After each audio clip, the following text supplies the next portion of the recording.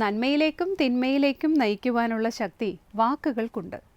ഒരു നിസ്സഹായ ഘട്ടത്തിൽ അർജുനന് അറിവും ശക്തിയും പകരുന്നത് ശ്രീകൃഷ്ണന്റെ വാക്കുകളാണ്. മറിച്ച് മന്ദരയുടെ വാക്കുകൾ കൈകേയിയെ അന്ധകാരത്തിലേക്ക് നയിച്ചു. കാർമേഘങ്ങളെ ഒരുമിച്ച് കൂട്ടി സൂര്യബിംബത്തെ മറയ്ക്കുന്നതും കാറ്റാണ്. അതേ കാറ്റ് തന്നെയാണ് പിന്നീട് മേഘങ്ങളെ അകറ്റി സൂര്യനെ കാട്ടിത്തരുന്നത്. ജീവൻ എടുക്കാനും കൊടുക്കാനും വാക്കിന് കഴിയും. ദുഃഖത്തിൻ്റെ കൂരിരുളകറ്റി സന്തോഷത്തിൻ്റെ സൂര്യോദയം കൊണ്ടുവരുവാനും നിരാശയെ പ്രതീക്ഷയാക്കി മാറ്റുവാനും വാക്കിന് കഴിയും.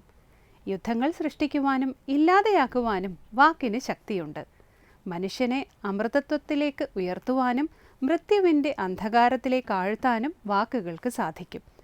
വാക്കുകൾ അമൂല്യമായ രത്നമാണ്, എന്നാൽ അവ മാരകമായ ആയുധവുമാണ്.